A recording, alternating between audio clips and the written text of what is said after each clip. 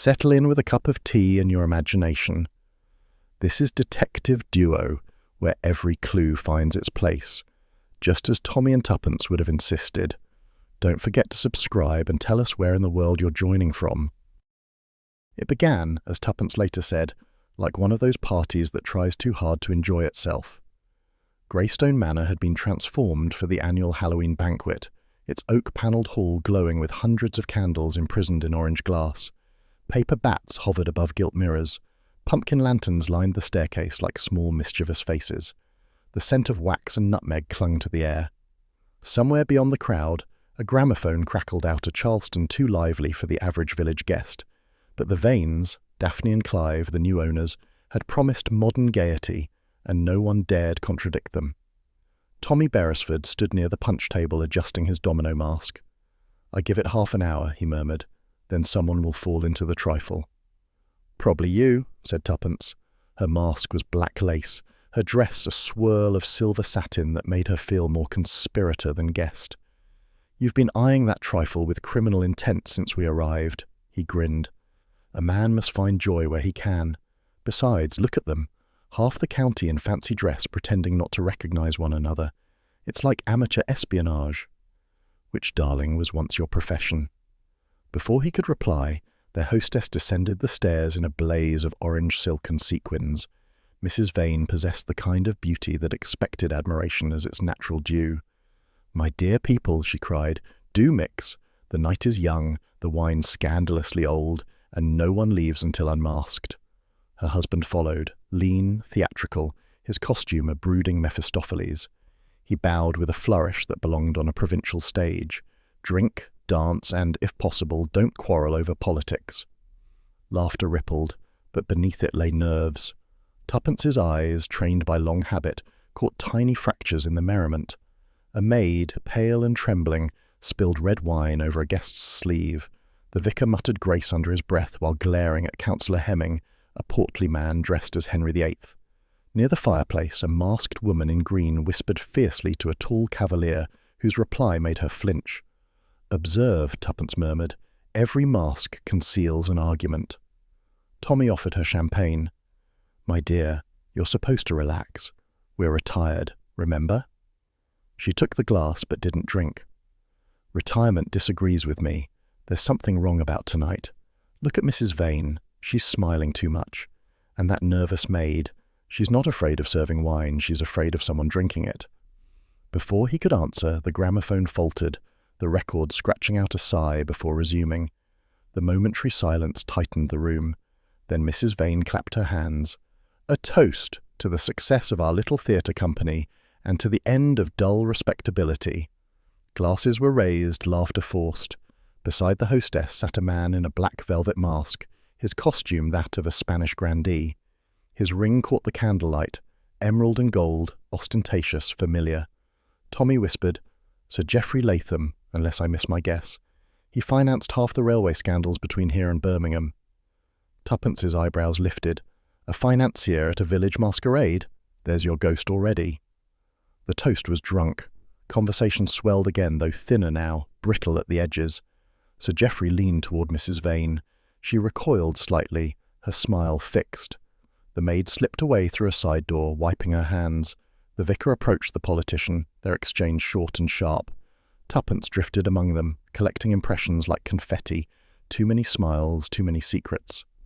When she returned to Tommy, she found him speaking with Clive Vane, who was boasting about his days on the stage. "I still have my old props," Vane said, eyes bright. "Even my serpent cufflinks from the poisoned chalice. They're somewhere about." "Let's hope the chalice stayed in fiction," Tuppence remarked. Vane laughed too loudly. "Quite." Dinner was announced with the clang of a silver bell. The guests filed toward the long table, gleaming with candelabra and crystal. Each placecard bore a tiny painted mask. Tommy and Tuppence were seated midway, opposite the vicar and his sharp-eyed wife. To Tuppence's right sat Sir Geoffrey Latham. To her left, the silent Miss Field, Mrs. Vane's secretary, a neat woman whose calm seemed studied. The meal began with chatter and a soup that smelled faintly of almonds. Tuppence noted it, then dismissed the thought. Almonds meant amaretto, surely. Sir Geoffrey discoursed on investments, ignoring the strained looks of his hostess. When the maid refilled his glass, her hand trembled.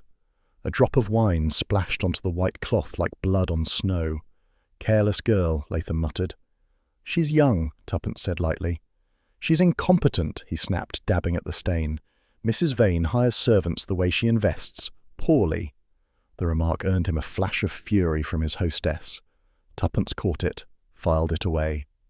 Conversation turned to local gossip, theatricals, and the peculiarities of fortune.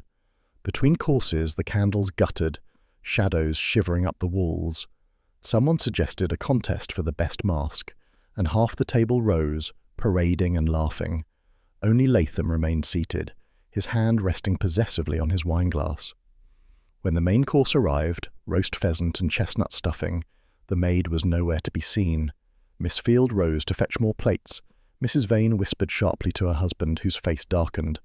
Tommy leaned close to Tuppence. "Something's brewing, and it isn't the coffee." She nodded. "Watch the glasses." Dessert appeared, trifle gleaming with crimson jelly. The candles flared higher as if in applause. Mrs. Vane stood, raising her own glass. To unmasking, both literal and otherwise. Laughter answered her. Then, without warning, the chandeliers flickered. The gramophone stuttered into silence. A breathless hush filled the hall. From somewhere near the head of the table came a choked cry, a man's voice abruptly cut short. The lights dimmed, recovered. Sir Geoffrey Latham sat slumped forward, his masked face buried in his folded arms. His hand had overturned the glass. Crimson wine pooled across the cloth. For a moment, no one moved. Then Mrs. Vane screamed. The scream tore through the hall like a knife through silk. Chairs scraped. Someone shouted for the lights. The gramophone needle screeched and died. Tommy was first to reach the fallen man. He turned him slightly, fingers seeking a pulse. None. Latham's face, revealed as the mask slipped aside, was grey, lips bluish, eyes half open in astonished disbelief. "Fetch the doctor," Tommy said calmly. "Quickly!" Miss Field fled. The guests clustered, whispering masks forgotten. The vicar murmured a prayer. Mrs. Vane clung to her husband, sobbing that it must be heart failure. Tuppence lifted the fallen glass. "No smell," she said softly, then paused. There, faint but distinct, the bitter tang of almonds. She replaced it before anyone noticed. Inspector Harcourt arrived within the hour, summoned from the village fete he had been supervising. Stocky, red-faced, irritated by gaiety, interrupted, he surveyed the grand hall like a man confronting amateur theatrics. "So," he said, "a corpse at a costume party. You Beresfords are everywhere trouble breaks out." "Not intentionally," Tommy replied. "We only came for the pudding." Harcourt grunted, examining the body. "Doctor says poison, quick acting. Looks like cyanide. Found traces in the glass." Mrs. Vane gave a strangled cry. But the wine was served to everyone." "Not quite," said Tuppence. "Sir Geoffrey changed seats, didn't he? His card was switched. I saw him make a joke of it." Heads turned. The vicar confirmed that Sir Geoffrey had exchanged places with Clive Vane for a better view of the musicians. Harcourt frowned. Then maybe the poison was meant for Mr. Vane. The vicar paled, clutching his collar. In the confusion, Tuppence glanced around. The maid had not returned. Miss Field hovered by the door, her composure brittle. Clive Vane poured himself brandy with shaking hands, muttering about scandal. The candles burned low, wax pooling like tears along the silver sticks. Tommy placed a hand on his wife's arm. "What do you think, old girl?" "I think," she said quietly, "someone planned a performance and forgot that tragedy requires timing. The curtain's fallen too soon." He looked toward the still figure at the table. "Then let's hope Act 2 reveals the culprit before anyone else takes a bow. Everyone, if you please, into the drawing room, at once." Mrs. Vane's voice, brittle with hysteria, rose above the confusion. Guests stumbled to obey, clutching cloaks and masks, voices tripping over nervous laughter. Chairs scraped. A waiter dropped a tray, the crash of glass punctuating the panic. The merriment of an hour ago had dissolved into a strange, frightened politeness. Tuppence moved swiftly through the crush, guiding the hostess toward a chaise longue. "Sit down, my dear. Deep breaths in and out. You've had a shock." Daphne Vane clutched her arm. "It's horrible. Geoffrey, he was alive one moment and then, oh God, what will people say? Perhaps that the wine was unwise, said Tuppence gently, or perhaps they'll say nothing until we find out more. Meanwhile, Tommy had stationed himself by the dining table, where Sir Geoffrey Latham still sat, stiff and grey, under the unforgiving glare of the chandelier. The candles cast his shadow grotesquely across the cloth. 2 local constables, summoned by a footman on bicycles, stood awkwardly near the door, hats in hand. Tommy bent closer. The man's hand still clutched his napkin, knuckles pale. A half-peeled orange slice lay near the plate. The faint smell of almonds clung to the air. He straightened, his face thoughtful. Cyanide, he muttered under his breath. Quick and final. Someone knew their chemistry. A short time later, Harcourt had removed his coat and was already prowling the dining hall, notebook in hand. His brisk moustache twitched as he muttered, "Every village has its scandal, but you Beresfords do seem to bring the fireworks." Tommy smiled mildly. "Coincidence, Inspector. As I said, we only came for the pudding." "I'll bet," Harcourt grunted. "Right then, everyone stays put until I've taken names. No one leaves the house." Mrs. Vane wailed from the next room. "But the guests, they can't stay here all night." "They'll stay until I say otherwise," he barked, then softened slightly. "Madam, it's procedure. Poison doesn't evaporate along with the champagne." Tuppence re-entered, smoothing her skirt. "Perhaps a little order will help. People talk less nonsense when seated." Harcourt eyed her. "I'd thank you not to organise my crime scene." "Then perhaps I'll organise your witnesses," she replied sweetly. The inspector glared, but allowed it. Within minutes, the drawing-room was transformed from a swirl of panic to an uneasy tableau. Masked guests unmasked, glasses untouched, eyes darting from one to another. The gramophone had fallen silent, replaced by the tick of the grandfather clock. Tuppence perched on the arm of a sofa beside the hostess. Daphne Vane's rouge had smeared. Her orange gown now looked garish under the electric light. "He wasn't supposed to come," she whispered. "Sir Geoffrey only telephoned this afternoon. Said he was bringing good news about an investment. My husband insisted we make him welcome." "And you?" asked Tuppence softly. Daphne's fingers twisted the edge of a lace handkerchief. "I despised him. He ruined my brother 2 years ago in the railway debacle. But one must be civil in society." Tommy appeared in the doorway. "Harcourt wants everyone accounted for. He's sending a constable to the kitchen for the maid. Lydia, I think her name is." "Poor girl," said Tuppence. She looked terrified even before the scream. In the dining room, Harcourt was inspecting the table with the air of a man examining an alien species. "So this is where it happened," he said. "Same glass, same wine, same everything." Tommy nodded. "Apparently, but Tuppence noticed something interesting." The inspector raised an eyebrow. "Oh, did she?" "The place cards," Tommy said. "Sir Geoffrey's was at the far end originally, but halfway through dinner he joked about switching seats with Councillor Hemming for a better view of the orchestra." "Did anyone see him switch them?" Tuppence appeared at the door. "I did. He even made a little production of it, waving his card like a banner. I thought it childish." Harcourt grunted. "So the poison might have been meant for Hemming instead." "Possible," said Tommy, "though it seems an odd sort of coincidence for poison to appear at precisely the glass of the man who changed places." Harcourt scowled. "Don't start with your amateur theories. I've seen enough of your husband and wife routines in the papers." Tuppence smiled pleasantly. "Then you'll know we rarely guess wrong." The inspector ignored her, crouching to sniff the rim of the glass. "Almonds, all right. Fast-acting cyanide.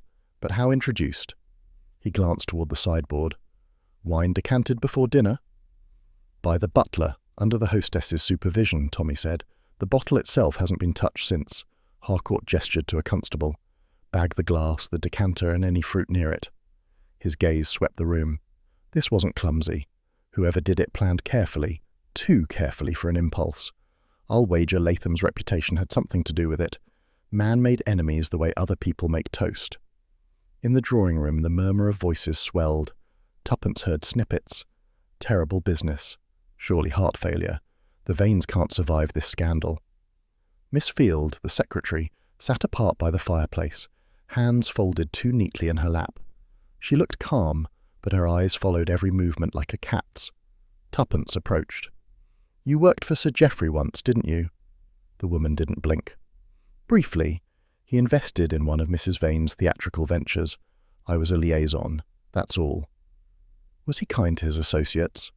Kind? Miss Field smiled faintly. No one ever called Sir Geoffrey kind. Across the room, Councillor Hemming blustered about village safety and poor supervision of household staff. The vicar murmured about forgiveness. Mr. Vane poured himself another whisky, hand trembling. My wife's nerves, he muttered. She'll be ruined by this. Tuppence turned to Tommy, who had rejoined her. There's something odd about Miss Field's calm. It's too deliberate. Possibly shock, he said, or possibly she knows more than she ought. A crash interrupted them. The sound of the kitchen door flung open. The maid, Lydia, burst in, face white, apron torn. Please, Mum, I didn't do it. I swear I didn't touch his glass. I only served the soup and wine like Mrs. Vane told me. Harcourt strode forward. No one said you did, girl. Stop babbling. Why are you crying? She wrung her hands. Because when I went to fetch the pudding, someone had moved the cards again. I thought I'd gone daft, but I swear the names weren't the same. A murmur rippled through the room. Harcourt snapped. Who touched them? The maid shook her head helplessly. I don't know, sir. They was all laughing, and the lights flickered, and... Oh, it's not my fault. Enough, said the inspector, softer now. Go sit down.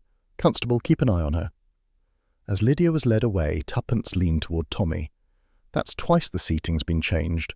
Once we might call whimsy. Twice is intention. He nodded. An intention implies target. But which one? From the doorway came Harcourt's dry voice. You two enjoy your riddles, don't you? Well, keep your noses out of my investigation. Tommy offered his most amiable grin. Wouldn't dream of interfering, Inspector. We're merely observers of human folly. Good. Observe quietly. He turned back to the body, dictating notes to his sergeant. The guests, one by one, were escorted to bedrooms or the smoking lounge to wait for questioning. The house settled into a brittle hush, the kind that follows both tragedy and gossip. As the clock struck 11, Tuppence gazed toward the darkened dining hall. The candelabra had been extinguished. Only one lamp burned near the door, reflecting off the silver. In its light she noticed something she hadn't before. A faint smudge on the tablecloth, just where Sir Geoffrey's arm had rested. Not wine, not wax. Something sticky, amber, with the faint scent of orange peel. She touched it lightly with a fingertip. Orange and almonds, she murmured. A peculiar combination, don't you think? Tommy glanced over her shoulder. Peculiar and planned. He straightened, the easy humour gone from his eyes. Whoever did this didn't poison a dinner. They staged a performance. Tuppence looked toward the staircase, where shadows stretched like ribbons. Then we'd best learn who wrote the script before the curtain falls again. Very well, said Inspector Harcourt, with the weary patience of a man forced to dine on someone else's leftovers. If Mr. and Mrs. Beresford insist on observing, they'll sit quietly while I question the guests. No theatrics. Tuppence smiled sweetly. We gave up theatrics when we gave up politics. Then keep to the audience seats. The drawing-room of Greystone Manor looked different by morning light. The masks and paper bats were gone, but the air still held the faint scent of candle wax and panic. Harcourt had arranged the guests like chess pieces on various chairs and sofas. Mrs. Vane, pale but imperious, her husband Clive nursing a bruised ego with brandy, the vicar and his wife both stiff as sermon boards, Miss Field self-contained, and the maid Lydia, perched near the door like a sparrow ready to bolt. Tommy leaned against the mantel, notebook in hand, while Tuppence settled where she could watch all their faces at once. Mrs. Vane went first. She wore black now, though it failed to disguise her nerves. I've told you, Inspector, Sir Geoffrey's death is an appalling accident. He must have drunk his own poison by mistake, Harcourt cut in. People rarely keep cyanide in decanters, madam. Her lips tightened. I know nothing of poisons. He came uninvited. He said he had news that concerned us both. My husband and I have been in financial difficulty. Tuppence tilted her head. He lent you money? Mrs. Vane hesitated. A modest amount. Nothing scandalous. Yet he threatened you, Tuppence said gently. You nearly dropped your glass when he toasted you. Daphne's eyes flashed. You imagine too much, Mrs. Beresford. Observation, not imagination, Tuppence murmured. Harcourt interjected. You and Sir Geoffrey quarrelled after dinner. Words were exchanged. He insinuated Unpleasant things about my husband's career. Clive Vane gave a snort. He called me a failure, which I am not. I simply chose refinement over vulgar profit. Then perhaps, Harcourt said, you refined him out of existence. Clive's face coloured. Inspector, I was nowhere near the decanter. Ask anyone. We shall, Harcourt said. When his wife withdrew, Clive Vane took centre stage, posture theatrical even under suspicion. I suppose, he began, this is the price of hospitality. One opens one's home to the local set and ends with a corpse in the trifle. No corpse in the trifle, said Tuppence, only in the headlines. Vane offered her a thin smile. You make it sound like farce. Farce, she replied, is tragedy that forgets its timing. He blinked. You've a sharp tongue, madam. Tommy intervened before the repartee grew claws. Mr. Vane, did you know Sir Geoffrey beyond business? Barely. He financed a stage tour I once joined. Then he withdrew support when the critics didn't applaud loudly enough. Said I lacked, what was the word, market appeal. Did you resent him? Resentment is vulgar. He reached for his cigarette case, hands shaking. But yes, I disliked the man. Everyone did. He traded on other people's weakness. Blackmail? Asked Harcourt. Vane's eyes flickered. You said that, Inspector, not I. Mrs. Lennox, the vicar's wife, was next. Her hat trembled on her curls. Tuppence caught the faint sweetness of brandy on her breath.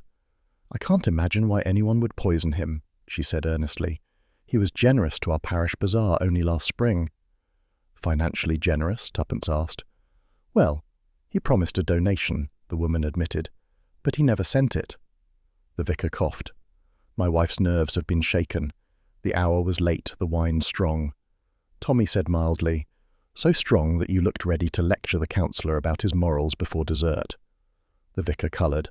Politics are divisive, Mr. Beresford. I merely advised moderation. Harcourt scribbled a note, meaning the argument wasn't about politics at all. Mrs. Lennox clutched her pearls. He accused my husband of taking war bonds from a company Latham once owned. It's absurd. Tuppence exchanged a glance with Tommy. So our victim enjoyed digging into other people's pasts. Blackmail, muttered Harcourt, always the same currency. Miss Field glided to the chair as though auditioning for calm. Her tailored suit was immaculate. Her grey eyes gave away nothing. I understand, she said, that suspicion is inevitable, but I can assure you, Inspector, I had no quarrel with Sir Geoffrey. You worked for him, Harcourt replied. Men like Latham rarely inspire loyalty. I worked with him, briefly. I was an intermediary between him and Mrs. Vane's theatre company. When the venture collapsed, he paid me off, that's all. Tuppence watched her closely. And yet you accepted employment again, from Mrs. Vane. Yes, I'm competent, Mrs. Beresford. Competence survives where sentiment fails. Her voice never trembled, but her fingers worried the hem of her handkerchief. Tommy said quietly, You poured wine for Sir Geoffrey at dinner. I poured for everyone, Mr. Beresford. The maid was flustered. Indeed. And later, you were seen near the fireplace, destroying papers. Her gaze flicked to him, startled. Old correspondence. Household accounts. Tommy produced a small envelope. Inside lay a charred scrap of paper. Meant from Zurich, he read aloud. Your accounts seem to speak of documents abroad. For the first time, Miss Field's composure cracked. That letter was Sir Geoffrey's, not mine. He dropped it. I burned it out of discretion. Harcourt's tone was sharp.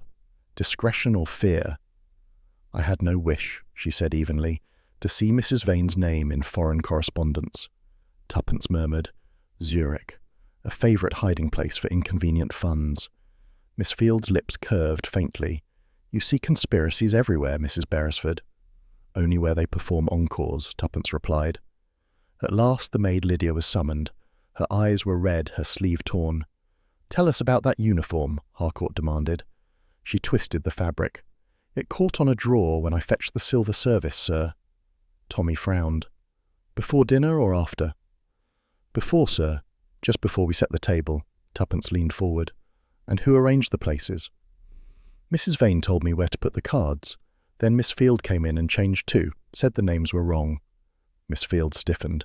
I corrected a spelling error. Twice? Tuppence asked. The maid looked from one to the other, near tears. I don't know what I saw. Only, the silver didn't seem right. Mrs. Vane's knife was on the wrong side, and Sir Geoffrey's fork, well, someone had polished it again after I'd finished. Harcourt jotted this down. You're observant, girl. Remember that later. Lydia bit her lip. I just want to go home. Tuppence's voice softened. You shall, once we find the truth. By noon the questioning was over. Harcourt rubbed his temples. Half of them had reason to poison him, and the other half had opportunity. We've gained nothing. Oh, I wouldn't say that, said Tuppence. She had been pacing before the fireplace, eyes bright with thought. We've learned that Sir Geoffrey liked power games. Money, secrets, humiliation. They were his stage. Tommy added, and every player on that stage owed him something. Pride, debt, or gratitude gone sour. A servant entered with tea. The gesture felt absurdly domestic amid suspicion. Tuppence stirred her cup thoughtfully. Harcourt, do you suppose Sir Geoffrey was still blackmailing someone here in the village? The inspector looked up. I don't deal in suppositions. But the rumour exists, she pressed. Mrs. Lennox hinted at it. Mr. Vane as much as confirmed it. Someone paid him for silence. Perhaps that's the account in Zurich. Tommy retrieved the burnt scrap again. Half of a letter isn't proof. Could be a red herring. Or, said Tuppence, the tail of a very large fish. Harcourt groaned. You two and your metaphors. I need facts. Who had access to the wine? Tuppence glanced toward the sideboard. Everyone, apparently. But poisoners prefer isolation. Somewhere between the kitchen and the dining table the switch occurred. Tommy's eyes narrowed. Lydia said the silver was rearranged. That implies someone close to the table, not a servant. He bent, studying the hearth. Among the ashes lay a charred petal of orange peel curled like parchment. He lifted it delicately with his pencil. Orange again, said Tuppence. The scent by his plate. Harcourt sniffed. Meaning what? Meaning, she said slowly, that the orange wasn't garnish, it was delivery. Cyanide disguised by citrus oil. Someone clever enough to mask the smell. Tommy pocketed the peel, and perhaps careless enough to leave a fragment. Harcourt eyed them darkly. You two think yourselves detectives, but this is police business. Tuppence rose. Of course. Still, if you should need help distinguishing real evidence from theatrical props, do ring. The inspector's moustache bristled. Out. They stepped into the corridor, closing the door softly behind them. For a moment they stood in silence, the hush of the house pressing around them. Well, said Tommy, we have a jealous husband, a desperate hostess, a sanctimonious vicar, a secretary with a burnt letter, and a maid who sees too much. Tuppence nodded. And one dead financier whose ghost is laughing at us all. He offered his arm. Breakfast first, deduction later. Both, she said, smiling faintly. A woman can think best on coffee. As they descended toward the morning room, the faint smell of smoke drifted from the fireplace behind them, as if something else were still burning quietly in the ashes. She remembered the night before, when sleep had proved useless. Restless then, she had risen to wander the house, and in the dim dining hall had found the serpent cufflink glinting beneath Sir Geoffrey's chair. The memory still pricked at her thoughts as the morning questioning began. Somewhere a clock ticked like a distant metronome marking out her doubts. She turned on her side, then her back, then flung the covers aside altogether. Tommy stirred. Restless, partner? I can't help it, she whispered. There's something unfinished about tonight. I keep seeing that orange peel on the tablecloth. Darling, if you're planning to interrogate the fruit bowl, do it in the morning. But Tuppence was already reaching for her dressing gown. A stroll might help. I'll just check the dining hall. Tommy groaned but made no move to stop her. If you're not back in 15 minutes, I'll presume you've joined the ghost of Sir Geoffrey. She smiled in the dim light. If I do, I'll ask him who killed him. The house had changed character after midnight. By day it was theatrical. Polished floors, gilt mirrors, and too much perfume. By night it became a stage after the audience had gone home. Props left where they fell, curtains drawn, silence with meaning. Tuppence moved along the corridor in slippered feet. The chandeliers above were half extinguished, their remaining bulbs casting faint golden pools. Somewhere a door creaked, the sound small but sharp enough to freeze her. Then came only the hush of her own heartbeat. The dining hall door stood ajar. She pushed it gently. The smell of wax and cold wine still lingered. Candles had guttered out, leaving blackened wicks like punctuation marks across the long table. The silver gleamed faintly in the moonlight, seeping through the tall windows. For a moment, she simply stood, absorbing it, the stage where tragedy had performed its act. Then something glinted beneath the far end of the table. She knelt, careful not to rustle her gown. Her fingers brushed against cold metal, small, curved and ornate. When she drew it into the light, she saw it was a cufflink in the shape of a coiled serpent, its eyes tiny chips of green stone. "A serpent," she murmured. "Temptation and treachery, rather on the nose, Mr. Vane." The design stirred memory. Clive Vane's boast at dinner, his serpent cufflinks from the poisoned chalice. She slipped the find into her palm, but before she could rise, a sound pricked the silence. A footstep, soft but deliberate. Someone else was there. Instinct sent her beneath the table, pressing herself against the polished leg of a chair. The footsteps came nearer, slow, unhurried, confident. The faint gleam of a torchlight swept the floorboards, then paused near Latham's chair, the very place where she had found the cufflink. The beam flickered across black shoes, well polished. A hand reached down, not for the cufflink, which she now clutched in her fist, but for something further along the carpet. She could hear the faint rasp of fabric, the chink of glass. Then, as quietly as they had come, the steps retreated. The door closed with a whisper. Tuppence waited until her breath steadied. Then she crawled out, heart drumming. The faint scent of something chemical hung in the air, sharp, acrid. She crossed quickly to the table's end. The spot was bare. Whatever the intruder had taken, it was gone. By the time she slipped back to their room, Tommy was sitting up with a lamp lit and an expression halfway between amusement and alarm. "Well?" "I found a serpent." She dropped the cufflink into his palm. He turned it over, whistling softly. Clive Vane's stage props, unless the local vicar has developed flamboyant taste. "And someone else was there," she continued, "searching the same place. I couldn't see who." "Did they see you?" "I doubt it, but they removed something from the floor near where Latham sat." Tommy frowned, weighing the cufflink in his hand. "If that's Vane's, it ties him directly to the scene." "Unless," Tuppence said, "it was planted there by whoever just removed the real evidence." He sighed.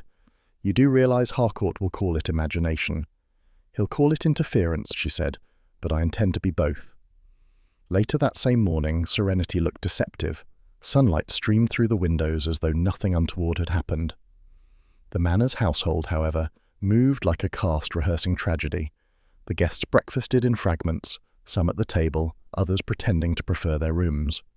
Inspector Harcourt was already in the dining hall, sleeves rolled up, his notebook thick with scrawled irritation. "So," he said when Tuppence mentioned her midnight wanderings, "you saw a mysterious stranger and found a jewel from a play. Mrs. Beresford, have you ever considered writing novels?" She smiled thinly. "I prefer to edit other people's plots." "Leave evidence to the professionals," he said. "No one was in that hall after 10 o'clock. I posted a constable by the door." "Then perhaps your constable naps artistically," said Tommy. Harcourt glared. "You two, out!" But Tuppence had already moved toward the sideboard. "May I ask, Inspector, whether you examined the decanter stopper?" He looked blank. "The stopper? What nonsense!" Tommy picked it up delicately with a napkin. "Because," he said, "if the poison was in the wine, it would have dispersed evenly. Yet only one glass was fatal. That suggests the poison wasn't poured, it was introduced." Tuppence leaned closer, nostrils flaring. "Smell it." Harcourt hesitated, then did. His expression changed. "Good Lord." "Bitter almonds," said Tuppence softly. "Cyanide, faint traces on the rim. Someone coated one glass with a cosmetic mixture to hide the smell." Tommy set it down carefully. "Meaning the poison was applied to the neck of the decanter, or the stopper itself. Someone ensured the liquid it touched became lethal." The inspector swore under his breath. "That's devilishly clever. Whoever handled this after it was sealed—" "New chemistry," Tuppence finished. "And opportunity. The butler poured the wine, but Mrs. Vane supervised, yet Miss Field fetched the decanter from the pantry. 3 hands, 3 chances. Harcourt scowled. You think one of the women? I think, she said evenly, that Sir Geoffrey wasn't meant to drink from that glass at all. He looked up sharply. You're suggesting the target was someone else again? Tommy folded his arms. Consider, the seating changed twice. The maid confirmed it. Latham swapped cards with Hemming, perhaps unknowingly moving into the danger seat. And whoever poisoned the decanter, Tuppence added, couldn't predict who would receive which glass once the pouring began. Harcourt rubbed his jaw. So the killer relied on chance? Risky. Or confidence, said Tommy. Confidence born of control. Someone who thought they could steer events if needed. The inspector made a noise halfway between grunt and growl. All conjecture.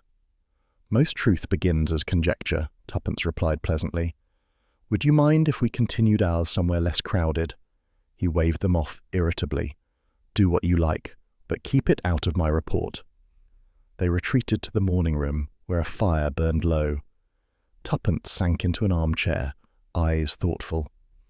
Tommy, she said slowly, if the serpent cufflink belonged to Vane, it means he was at Latham's chair at some point during or after dinner. He nodded. Possibly when he rose for that ridiculous mask parade. And the intruder last night, if it was Vane, came to recover it. But what did he pick up? Tommy rubbed his chin. Something small enough to fit in a pocket. A note perhaps? A vial? Or, she said, a key. Sir Geoffrey might have kept something in a case or drawer. Remember the Zurich document. He looked up sharply. If the Zurich paper was about accounts and he carried proof, then someone risked sneaking into the room to retrieve it before we did. A knock interrupted them.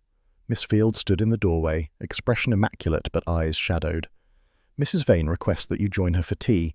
She says she wishes to apologize for the inspector's tone. How thoughtful, said Tuppence. Tell her we'll be down presently. When the secretary had gone, Tommy murmured, She's rattled, her calm slipping. Then we'll give it a push. In the drawing-room, Mrs. Vane awaited them, composed but pale. The silver teapot gleamed between them like neutral ground. I owe you both an apology, she said quickly. You must think us dreadful hosts. Not dreadful, Tuppence replied, merely unlucky. Mrs. Vane's hands trembled as she poured. You see, Geoffrey was a bully. He threatened everyone, my husband, myself, even poor Miss Field. He claimed to have documents proving we'd misused his funds. He said he'd expose us publicly. Tommy met her gaze. And now the documents are missing. Her teacup clinked against its saucer. I don't know what you mean. Come now, said Tuppence gently. Someone went to the dining hall last night to remove them. I was there. I saw. Mrs. Vane's eyes widened. You saw? Only a shadow, but it moved like someone who knew where to look. For a moment the hostess seemed about to speak, then her composure returned. You're mistaken, Mrs. Beresford. We all want this ghastly business over. Let the police handle it. Of course, Tuppence said, smiling. But you see, I've never been very good at letting other people handle things. When they left, Tommy slipped the serpent cufflink back into his pocket. Well? She's lying, Tuppence said simply. And if she's not, someone very near her is. They reached the corridor. The air smelled faintly again of citrus. Fresh this time, not decay. She paused. Tommy, she whispered. That smell. Orange again. From down the hall came a faint metallic click, like a door closing softly. Someone's still tidying up their scene, he murmured, and we're about to catch them mid-curtain. Later that morning, Greystone Manor held a deceptive tranquillity. The frost on the lawns glittered like nothing wicked had ever happened there, yet the house itself seemed to hold its breath. Doors shut too quietly. Servants moved like ghosts. The scent of coffee couldn't quite cover the metallic tang of fear. Tommy Beresford, balancing a cup and a sense of irritation, stood at the window of the morning room watching Inspector Harcourt bark orders at a constable in the drive. He's enjoying himself, he murmured. Nothing like a good murder to put a man in spirits. Tuppence looked up from her toast. And nothing like a good inspector to make me lose mine. She folded her napkin. If we wait for him to solve this, we'll be here until the next century. Tommy grinned. Then we'd best earn our keep. Their inquiries began, as always, with conversation disguised as curiosity. They found Clive Vane in the library, staring gloomily at the fire. A half-empty decanter on the sideboard testified to the direction of his thoughts. "Bad business, Beresford," he said without turning. "Ruins a man's reputation having a corpse at his dinner." "Particularly when the corpse was threatening to expose him," Tommy said lightly. Vane's head jerked up. "Expose me? Who said that?" Tuppence smiled. "The village does. They say Sir Geoffrey bought a controlling interest in the Midland and North Railway last month. It used to be your firm, didn't it?" "Until the war bled it dry," Vane snapped. "I sold what was left to pay debts." "Or to conceal them?" she asked. His eyes narrowed. "You're not the police." "No," said Tommy, "but we're curious civilians with tidy minds." Vane sighed, the bravado seeping away. "Yes, Latham bought the company. He intended to publicise what he called creative accounting. I suppose you think that's motive enough." "Do you deny it?" He gave a mirthless laugh. "My dear Beresford, if I wanted Latham dead, I'd have pushed him under one of my own trains. Poison's too artistic." When they left, Tuppence said softly, "He's frightened, but not of prison, of scandal." Tommy nodded. "Scandal can kill slower than cyanide." They found Reverend Lennox trimming roses in the vicarage garden, his collar perfectly straight despite the chill. His smile faltered when Tuppence approached. "My wife's resting," he said quickly. "She's quite unwell." "I only wanted a word with you, Vicar," she replied, "about Sir Geoffrey." He hesitated, clipping too sharply at a stem. "Yes, terrible loss, of course. Some say he had enemies. Some say he had leverage." The shears paused mid-air. "I don't know what you mean." "I think you do," she said gently. "Last night you argued with him." He exhaled slowly, setting the shears aside. "You're very observant, Mrs. Beresford. During the war, my brother and I ran a small supply firm. We dealt honestly, mostly. Sir Geoffrey invested for a time. Recently he told me he had proof we'd profited unfairly. Threatened to expose it if I didn't persuade my parishioners to support one of his ventures." "Blackmail, then?" He nodded once. "But I didn't poison him. I prayed for deliverance. Not for death." Tuppence gave him a sympathetic smile. "Sometimes the two arrive together, Vicar." As they walked back toward the manor, Tommy muttered, "So, we've a clergyman with guilt, a host with debt, and a secretary with secrets. We're collecting motives faster than stamps." They found Miss Field in the study, typing furiously with the controlled energy of someone suppressing panic. She paused only when Tuppence placed a hand on her shoulder. "Your employer's letters seem remarkably lively for a house in mourning." Miss Field's jaw tightened. "Routine correspondence must continue, Mrs. Beresford." Tommy perched on the edge of the desk. "You once worked for Sir Geoffrey's rival, didn't you?" Her fingers stilled. "Who told you that?" "A little bird, or perhaps an indiscreet newspaper clipping." "I was a junior clerk," she said. "Nothing more. I left when I realised certain documents had been mishandled." "By you?" asked Tuppence. Miss Field's cheeks coloured. "By the firm. Sir Geoffrey discovered it. He implied that my signature appeared on a few too many ledgers.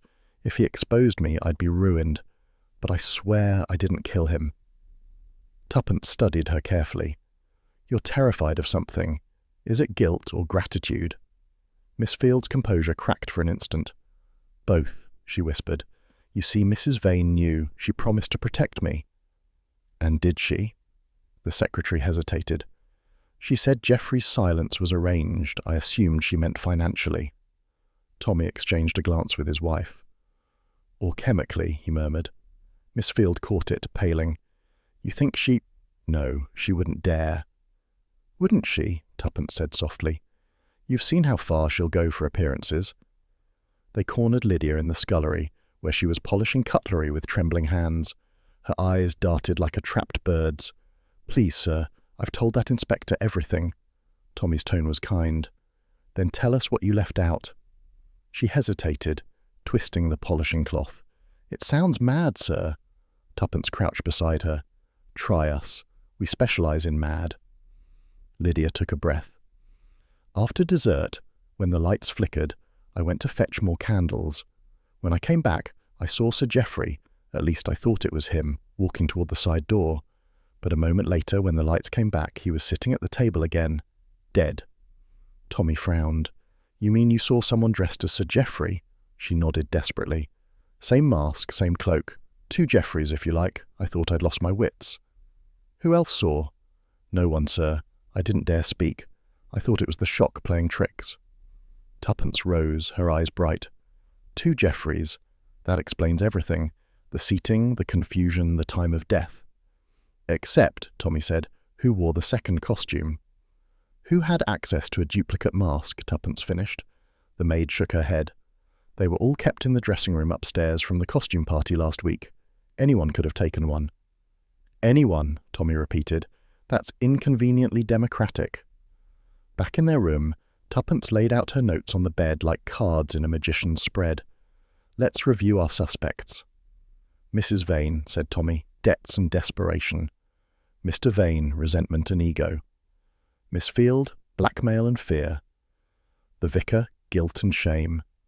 And Lydia, nerves and too much imagination. Tuppence tapped her pencil. Add one more, the second Geoffrey. Tommy lay back, hands behind his head. Whoever donned that mask did so either to mislead witnesses or to deliver the poison unnoticed. Clever, really. Everyone thought the real Latham was still seated. Which means, she said, the poison was administered earlier, when glasses were being poured. And that brings us back to the decanter stopper. She nodded slowly. It all circles round the wine, but if the poisoner touched it, why no trace of cyanide on anyone's hands? Gloves, Tommy said simply. Perhaps part of the costume. Tuppence's eyes widened. Of course! Clive Vane's Mephistopheles outfit, red gloves. He could have handled anything.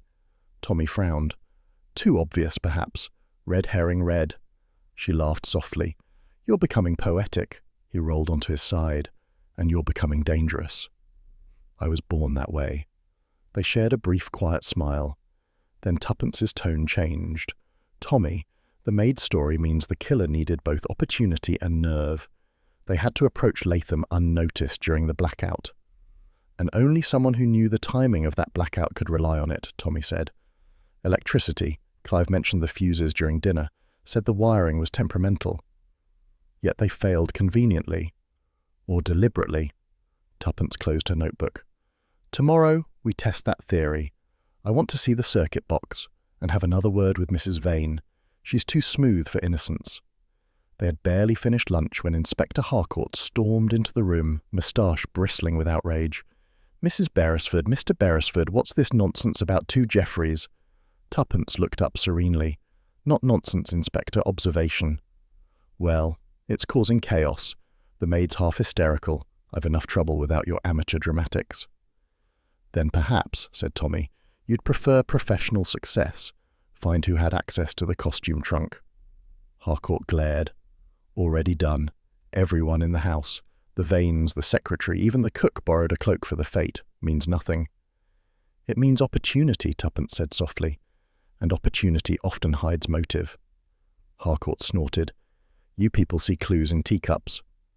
Only when someone's poisoned the sugar, she replied. He threw up his hands and stomped away. Tommy chuckled. You do enjoy baiting him. It keeps him from arresting the wrong person, she said. Then, more thoughtfully, Tommy, there's a detail that doesn't fit. The maid said the second Geoffrey went through the side door toward the garden, but the garden door was locked when the police arrived. So he came back inside. Exactly. He vanished without leaving the house. Whoever he was, he's still here. They exchanged a long, steady look. 2 Geoffreys, Tommy said quietly. One dead, one invisible. That's a riddle worth solving. And tomorrow, said Tuppence, her voice calm but bright with resolve, we start pulling off masks until we find the right face beneath. I'll tell you what it is, Tuppence, Tommy said as he stirred his tea. This house is beginning to feel like one of those bad dreams where everyone changes masks and you can't remember which is which. She sat by the fire, notebook open, pencil poised. That's precisely the point. They did change masks. Half the guests swapped costumes at some point in the evening. He looked up. All of them? Enough to make identification impossible during the blackout. I've been mapping it out. See here. She turned the notebook toward him. The list of names and costumes was a spider's web of arrows and crossed-out notes. Mrs. Vane was the witch, then later the queen. The vicar wore the monk's robe, which he swapped for Clive's cloak after the soup incident. And there's that serpent cufflink. His story doesn't add up. Tommy grinned. Our good reverend wearing Mephistopheles' jewellery. That would amuse the parish. He claims he borrowed the cloak because he spilt soup on his sleeve, Tuppence said, but that happened before the toast, and the cufflink was found near Sir Geoffrey's chair, long after. Tommy leaned back thoughtfully. Then either the vicar's lying, or someone borrowed his cloak again later. Which brings us to the matter of duplication, she said. There were 2 Geoffreys, remember? If the murderer wanted to move freely, what better way than by donning the dead man's mask while he was still alive? Tommy whistled. It's diabolically neat. Confuse everyone's eyes just long enough to deliver the fatal drink. No one would question seeing Latham at his own chair. But who had reason to impersonate him? The obvious candidates, he said. Vane, debt, the vicar, blackmail, Miss Field, fear, and Mrs. Vane, appearance. Tuppence rose, restless. Appearances again. It's all theatre with them. Masks, costumes, roles. Someone used the evening's pageantry as camouflage. She moved to the window. Outside, the frost was melting. Sunlight caught the lawn like a polished blade. We need to know who had access to the dressing room where the costumes were kept. Shall we ask our old friend Harcourt? Tommy suggested with a smirk. Inspector Harcourt greeted them in the library with the grim satisfaction of a man determined not to enjoy himself. He stood by the desk, flipping through his notes. You 2 again, he said. Haven't you a bridge club somewhere? Only the bridge of deduction, Tommy replied cheerfully. Tuppence smiled. We've been revisiting the matter of costumes. Harcourt groaned. Heaven preserve me from amateurs. Amateurs, Tuppence said sweetly, have an advantage. We're not bound by official theory. He scowled but gestured impatiently. Get on with it. Several guests changed outfits that night, she said. The vicar, for one. He wore Mr. Vane's cloak, the one with the serpent cufflinks. Harcourt frowned. He admitted that. Yes, she said, but the timing is off. He claimed he switched after spilling soup, but witnesses saw the stain earlier, meaning he had the cloak and cufflink long before the toast. Harcourt looked unconvinced. So what? He likes fancy dress. That doesn't make him a killer. Tommy leaned forward. But it places him near the table just before the lights flickered, and when they came back, Sir Geoffrey was dead. The inspector's moustache twitched. Circumstantial. Everything is, until it isn't, said Tuppence. Harcourt snapped his notebook shut. Look, the coroner's report confirms cyanide. We've tested every bottle, glass and decanter. Nothing further to find. What you 2 are doing is stirring mud. Sometimes, said Tommy, you have to stir mud to see what floats. Harcourt's patience finally cracked. Out! If I find you interfering again, I'll have you removed. They retreated gracefully. As they closed the door, Tuppence murmured, He's as prickly as a hedgehog in daylight. Tommy grinned. And equally blind to anything not under his nose. The vicar's study smelled faintly of pipe smoke and ink. Reverend Lennox looked up from a stack of parish ledgers with the air of a man awaiting interrogation. I suppose you're here about my cloak, he said wearily. Tuppence smiled. You read our minds. It was an innocent exchange, he protested. Clive Vane offered it. I had soup on my sleeve and thought it better than appearing stained. When exactly was that? Asked Tommy. Before the main course. Tuppence tilted her head. You're sure? Because Miss Field swears she saw you wearing it during the toasts. He hesitated. Perhaps my memory's muddled. Tommy's voice was mild. Or perhaps you were still wearing it when Sir Geoffrey died. The vicar's hand trembled on his pipe. Good heavens, you can't think... Nothing so dramatic, said Tuppence, only that your explanation doesn't fit the timeline. His composure broke. Very well. I kept the cloak longer than I said. I was cold. These old manners are draughty. And the serpent cufflink? I didn't notice it, he said quickly. Probably came loose when I returned the cloak. Tuppence exchanged a glance with Tommy. Thank you, Reverend. That clarifies things wonderfully. When they stepped outside, Tommy said, He's lying. Of course, but not necessarily about the cloak. Later that afternoon, Tommy slipped into Miss Field's quarters under pretext of borrowing stationery. The secretary's room was immaculate, neat rows of folders and inkwell, and a portable typewriter on the desk. He typed a single line, compared it with the fragment they had kept from the fireplace, and smiled grimly. The spacing of the letters matched perfectly. When he told Tuppence, she looked both satisfied and troubled. So, the Zurich letter was written here. That ties Miss Field directly to Sir Geoffrey's threats. Exactly. She typed it, burned it, then lied about its origin. Tuppence frowned. But why destroy evidence that could have cleared her, unless it incriminated someone else? Tommy leaned against the mantel. Mrs. Vane, perhaps, or her husband. The Zurich document might have detailed their debts, or their profits from that railway firm. Or, said Tuppence, it might have been proof of blackmail itself. Sir Geoffrey could have kept copies of his threats. Then someone broke into the study to recover them. Our midnight visitor again. She nodded. But who? That evening the household gathered for an uneasy dinner. No masks, no laughter, only the clink of silver and the soft hiss of the fire. Harcourt had retreated to the village for official reports, leaving the guests in wary truce. Tuppence observed them closely. Daphne Vane looked fragile, her beauty fraying around the edges. Clive's charm had turned brittle, his conversation forced. Miss Field maintained her composure but avoided her employer's gaze. The vicar kept to his plate, eyes lowered. When the servants withdrew, Tuppence spoke lightly. How strange it must feel, sitting in the same seats as before. Mrs. Vane flinched. Must we discuss it? Not at all, said Tuppence. I only wondered if the lighting seemed dimmer tonight. One might mistake one's neighbours entirely. The remark hung in the air. Clive broke it with forced laughter. Ah, yes, our masquerade. I dare say no one knew who anyone was by the end. Precisely, said Tuppence, even Sir Geoffrey himself. For a moment, silence fell. Then the vicar rose abruptly. If you'll excuse me. When he had gone, Tommy murmured, nerves or guilt? Both, perhaps, she said. Let's follow. They caught him in the corridor near the chapel door. The dim sconces flickered as he turned, startled. Mr. and Mrs. Beresford, he said tightly. You're following me. Only because you're running, Tuppence replied. The serpent cufflink was yours, wasn't it? His lips parted. No. It was, and you dropped it when you leaned over Latham's chair. You thought the lights would hide it. He backed against the wall. You don't understand. I went to speak to him, to beg him not to expose me. He laughed. Then the lights went out. When they came on, he was dead.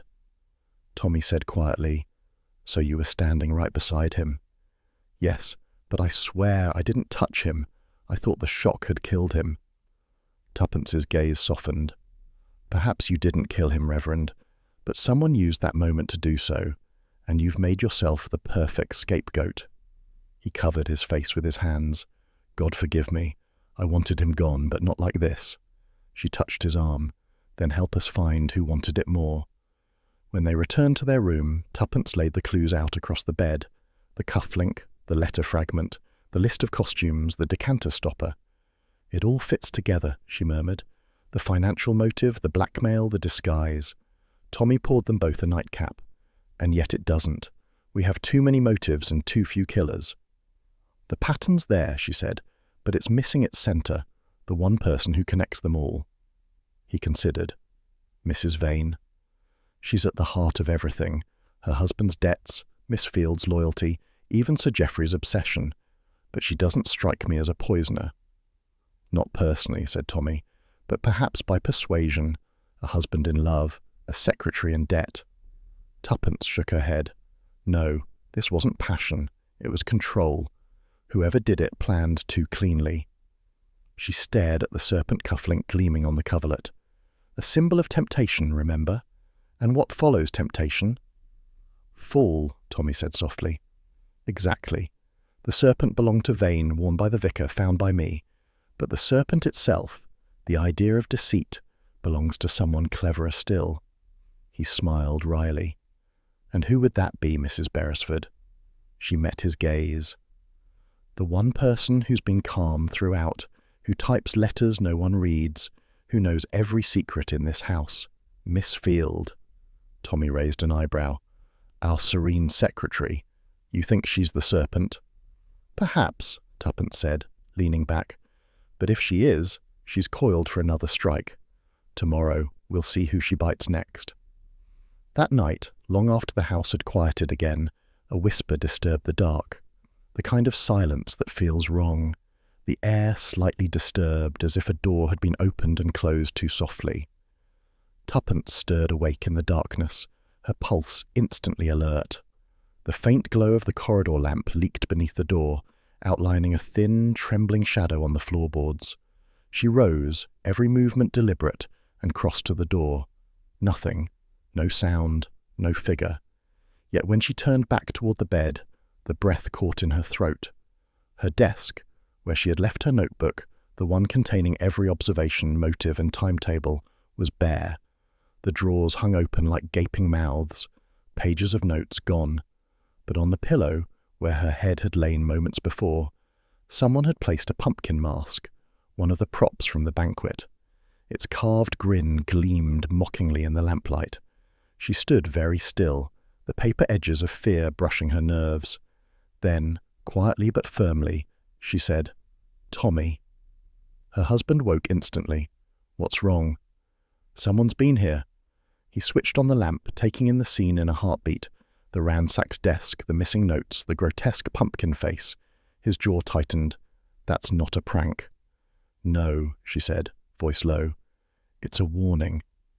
Tommy crossed to the door, checking the corridor. Empty. Whoever it was is long gone. Tuppence picked up the mask gingerly, examining it. "It's from the decorations in the hall. But why leave it here?" "To remind you to stay out of their way," he said grimly, "or to say they've been one step ahead all along." He locked the door, then wedged a chair beneath the handle. "You're not leaving this room again tonight. And if anyone tries to get in, they'll have me to answer to." Tuppence managed a small smile. "Gallant but unnecessary. Whoever it was already knows I don't scare easily." Tommy gave her a look. "Humour me." While Tommy searched the adjoining corridor, Tuppence inspected the room with methodical calm. Whoever had searched it had done so intelligently, not rummaging for money or jewels, but for papers, her notes, her list of suspects, motives, and observations, the kind of record that could expose the murderer if it fell into the wrong hands. She crouched near the desk. A single sheet remained, half tucked under the carpet. She pulled it free. On it, she had written only one phrase: "The serpent never strikes twice without reason." Tommy returned, shaking his head. "No one in the corridor, doors all closed, but I heard voices down the far end. Our hosts, I think, arguing." "About what?" "Couldn't catch it, but it didn't sound matrimonial. Something about Zurich." Tuppence's eyes sharpened. "Then perhaps our hosts have read the same burned letter we did." They crept to the door and listened. Voices carried clearly now, echoing off the cold marble floor. "I tell you, Daphne, you've gone too far." Clive Vane's voice was harsh, trembling with anger. "And you've gone too soft," she retorted. "You'd let them all walk over us. Do you think Geoffrey would have stopped at blackmail? He'd have destroyed us both." A pause, then Clive's bitter laugh. "And now someone's destroyed him instead. Convenient, isn't it?" "Lower your voice," she hissed. "You don't understand." The conversation cut off as a door slammed. Tommy looked at Tuppence. That sounded rehearsed. "Or frightened," she murmured. "People who truly quarrel don't lower their voices. They shout until someone hears them." Downstairs the storm began. It came suddenly, rain smattering against the windows, the wind testing the shutters. The manor's electric lights flickered as the first roll of thunder groaned in the distance. Tommy checked his watch.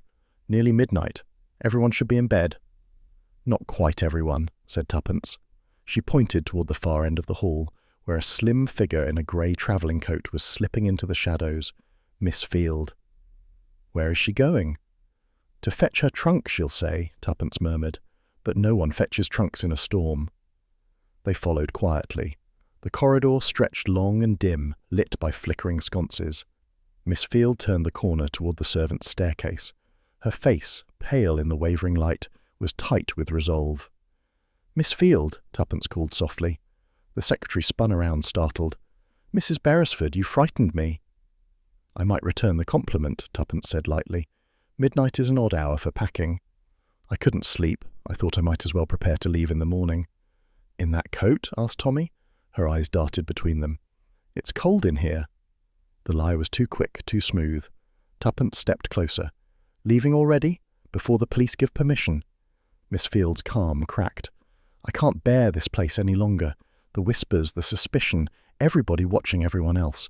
I want to go home. Then why not say good night to your employer? She's not herself, the secretary said quickly. I'll speak to her in the morning. Tommy's tone softened. We're not accusing you, Miss Field. We only want to keep everyone safe. Safe? She gave a strained laugh.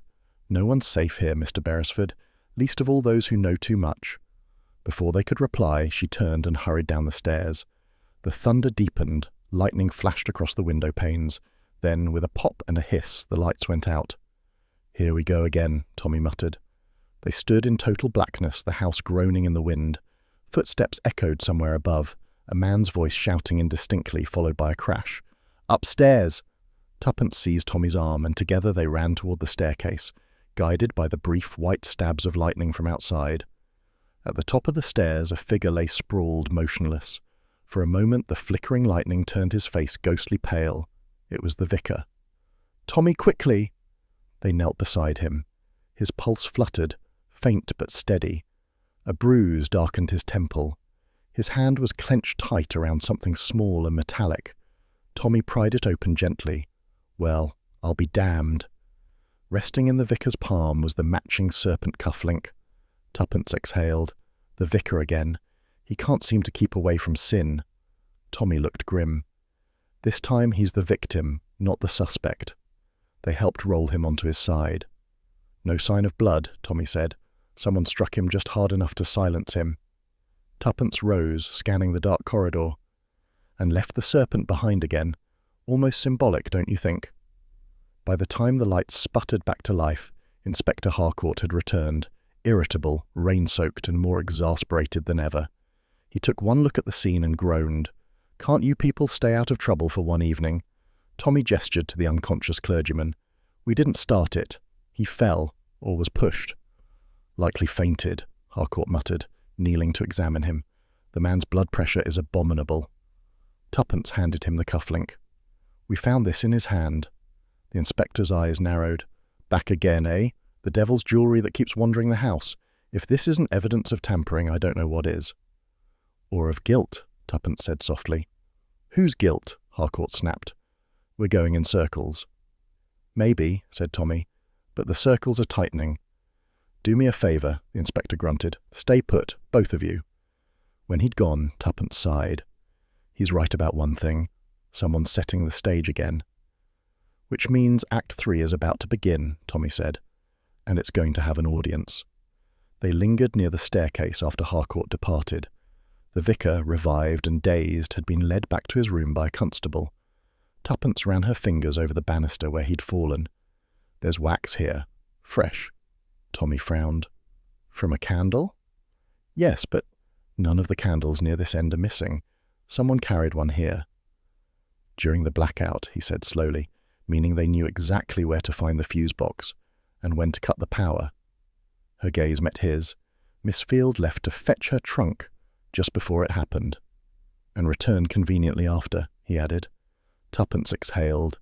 Then she wasn't leaving. She was moving something, or meeting someone. Tommy's voice dropped. What if she and one of the Vanes planned to frame the vicar? The cufflink, the blackout, the faint, too many coincidences. Or she's covering for someone else entirely, Tuppence said. Someone she still believes she can protect. The wind howled outside, shaking the windows. The lights flickered once more, and in that brief dimness, Tuppence thought she saw movement at the far end of the corridor. A flash of grey, a whisper of silk, gone as soon as seen. Tommy, she whispered. Someone's listening. He turned sharply, but there was nothing, only the echo of retreating footsteps and the faint smell of orange oil. Tuppence straightened. The scent again. Cyanide masked with citrus, Tommy said grimly. Whoever leaves that smell behind has death on their hands. By dawn, the storm had spent itself, leaving the manor hollow and still.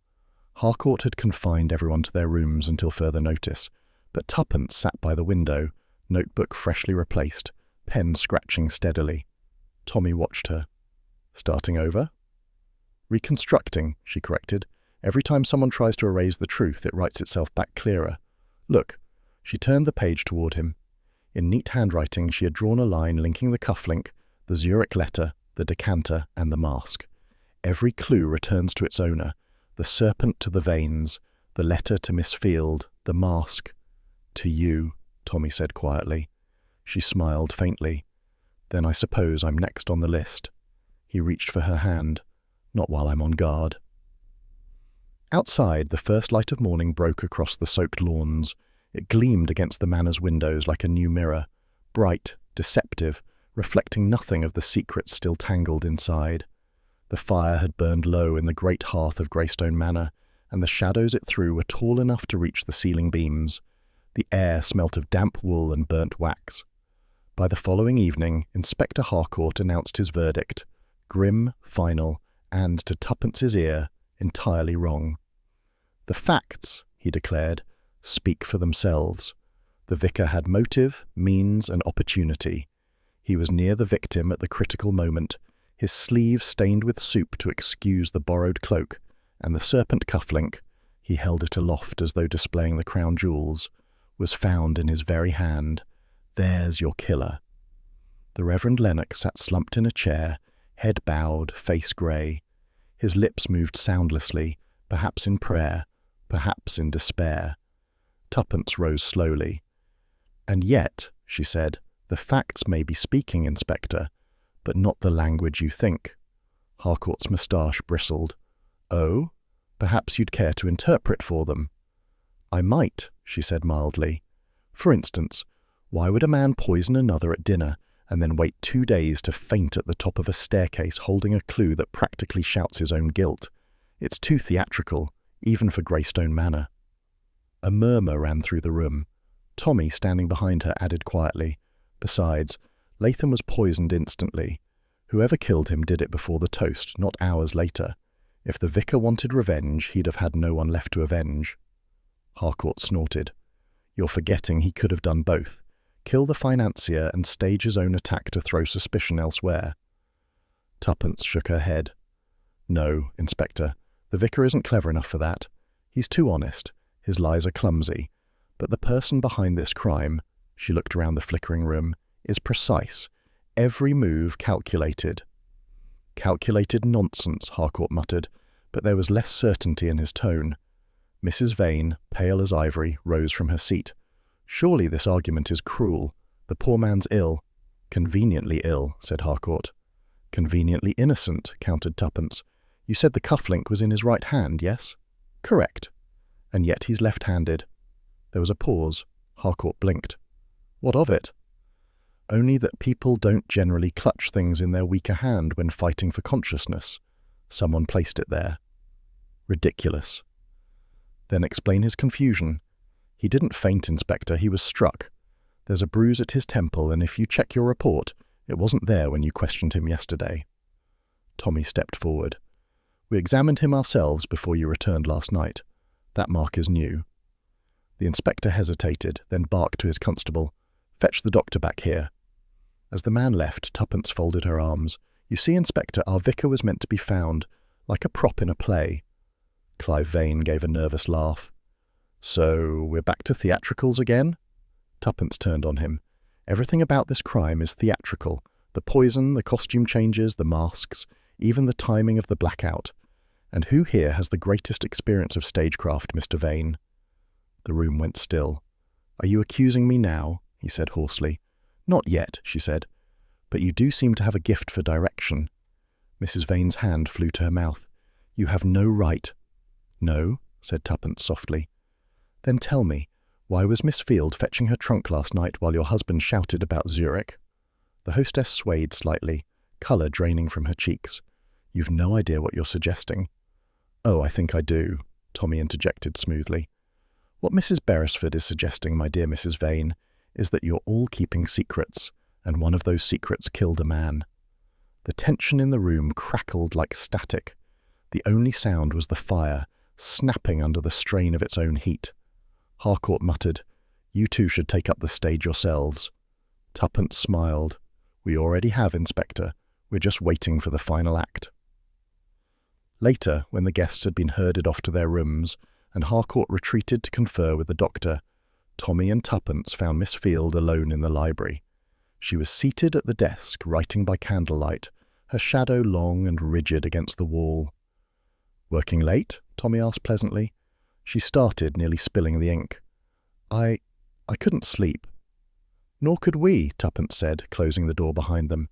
"There's something soothing about candlelight, don't you think? It encourages honesty." Miss Field set down her pen. "If you've come to accuse me again, you're wasting your time." "No accusation," Tuppence replied. "Only curiosity. You're a capable woman, Miss Field.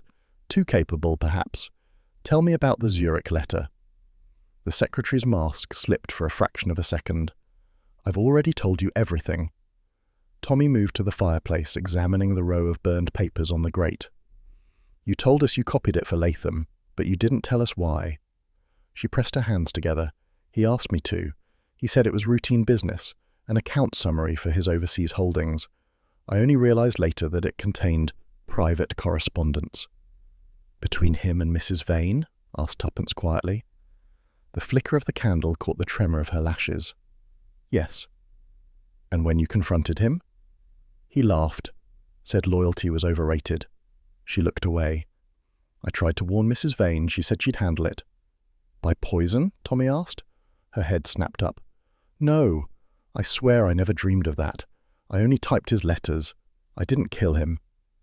Tuppence leaned closer, her voice low and almost kind. "Then why burn the Zurich letter? It wasn't yours to destroy." Miss Field's composure faltered. "Because it would have ruined her. She loved him once, you know, long before her husband. He had promised to help her. When he betrayed her, she said she'd rather die than let him expose her." "And instead," said Tuppence softly, "he died." Miss Field's lips trembled. "She didn't kill him, Mrs. Beresford. She couldn't have." Tommy watched her keenly. "Then who did?" She hesitated. "I don't know, but I overheard something that night. Something strange." "Go on," said Tuppence. "They were laughing in the hall before dinner. Mr. Vane said something about the orange joke. Sir Geoffrey laughed and said he'd never fall for that trick again. That's all I heard." "Orange joke," Tommy repeated. "What the devil does that mean?" Miss Field shook her head helplessly. It seemed unimportant at the time. But Tuppence's eyes had already widened. "Orange, of course. It wasn't orange peel at all. It was orange extract." Miss Field looked bewildered. "I don't understand." "The smell we noticed near the glass," Tuppence said, half to herself. "Not from fruit, but from grease paint. Theatrical makeup. Orange oil is used to soften it. Sir Geoffrey was poisoned by something disguised as part of a costume, not a drink." Tommy whistled softly. "So, the killer used stage paint to conceal the cyanide." "Exactly.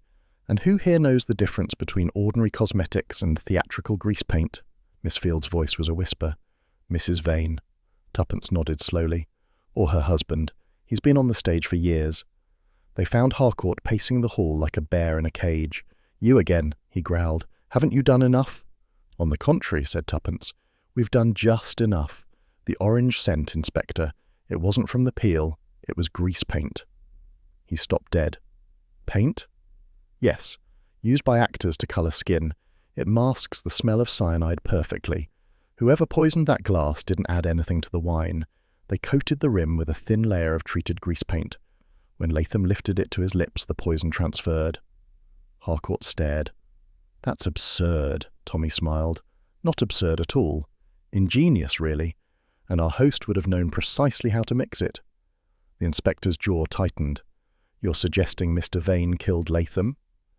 "Suggesting," said Tuppence, "that someone who rehearses death scenes for a living might be dangerously good at one." Mrs. Vane appeared in the doorway, her face pale but composed. "What are you saying?"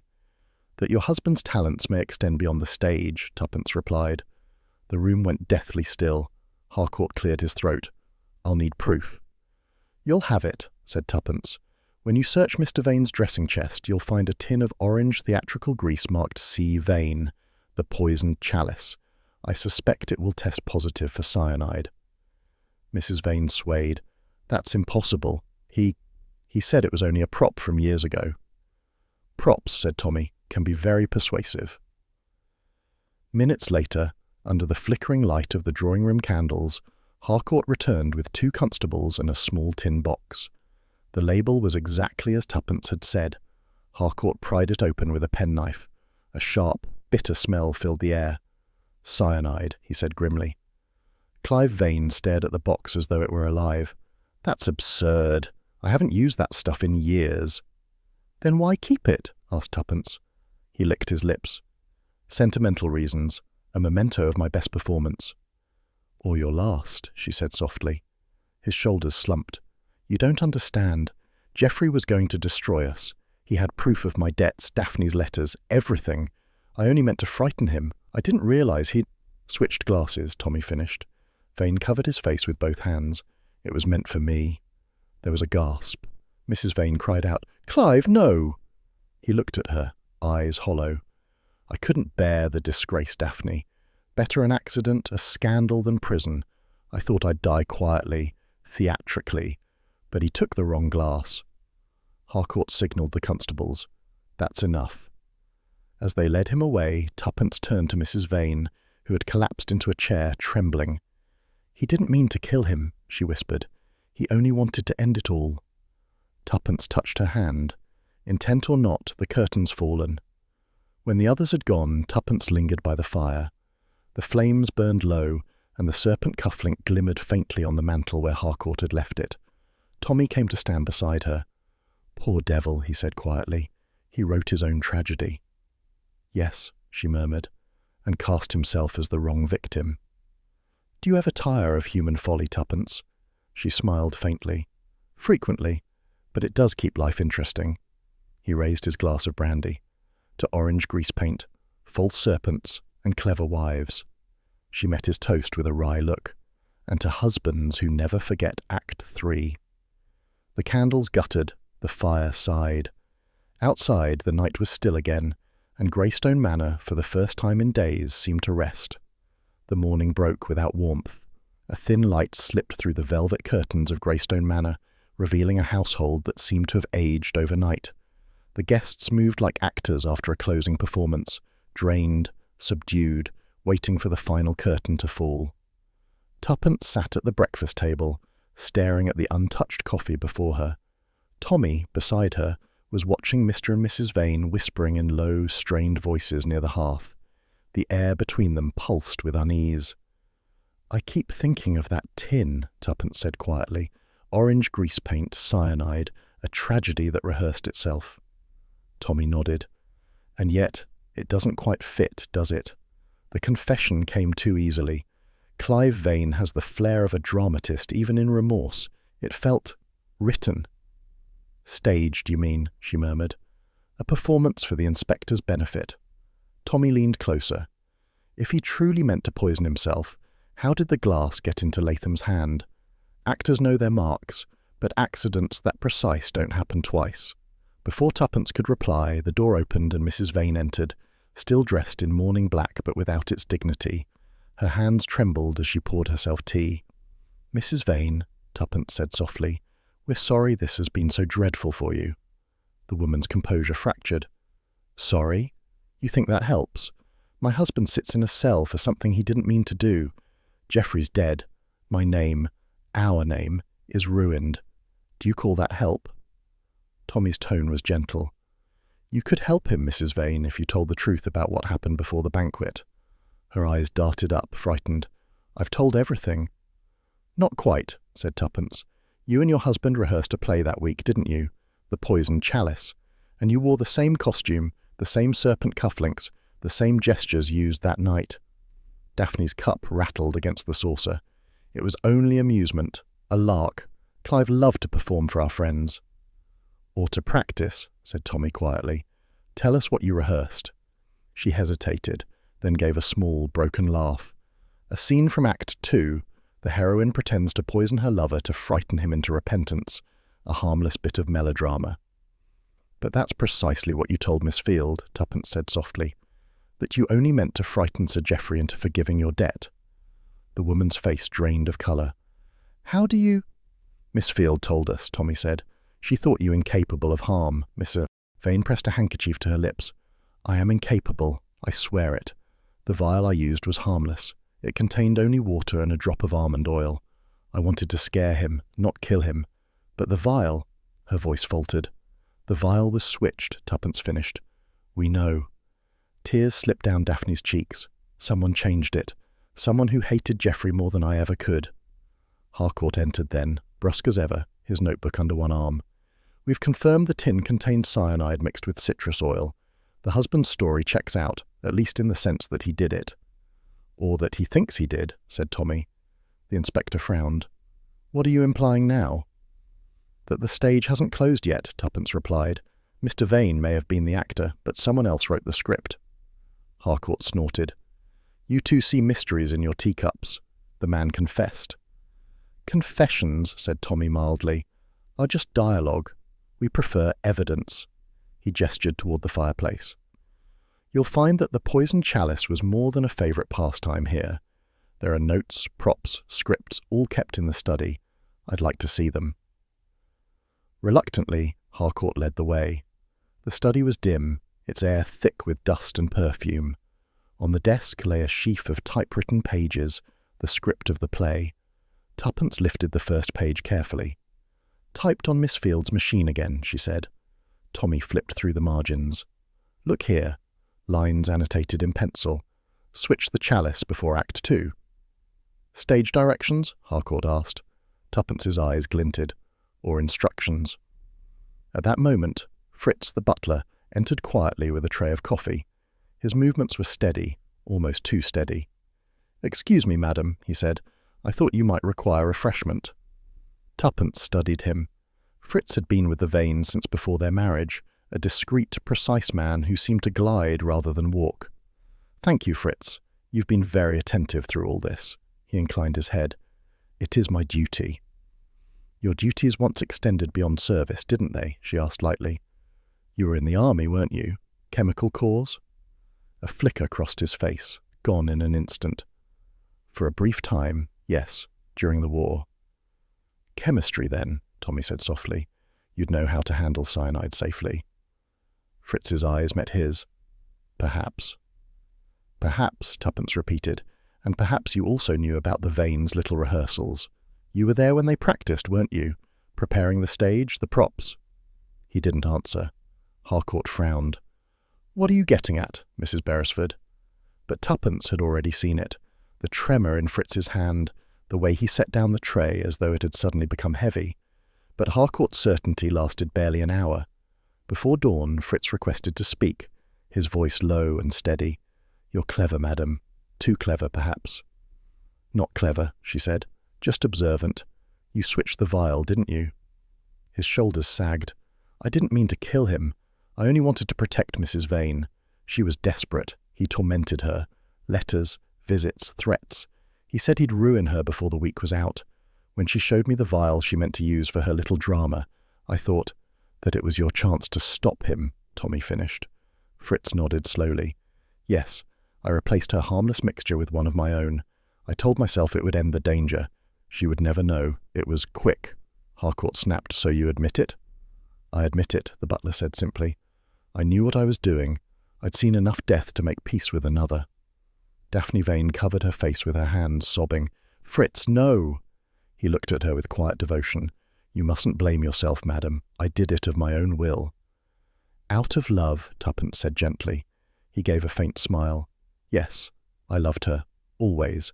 Even when she belonged to someone else. Harcourt signalled his constable grimly.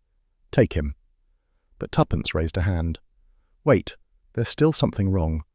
All eyes turned to her. Fritz, when did you switch the vial? The morning before the banquet, while preparing the table. And you kept it hidden? Yes. She leaned forward. Then why was it found in the library cabinet later that night? The same cabinet Miss Field used when typing the Zurich letter. Fritz looked puzzled. I don't know. Tuppence turned to Tommy. You see? His confession's too neat, too clean.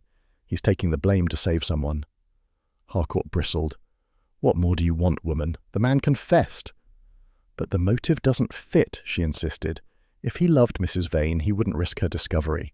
Yet the poison was used during a performance he knew she'd enact publicly. That's not devotion. It's design. Tommy nodded. He didn't plan this. He's covering for someone who used his substitution as an opportunity. Who? Harcourt demanded.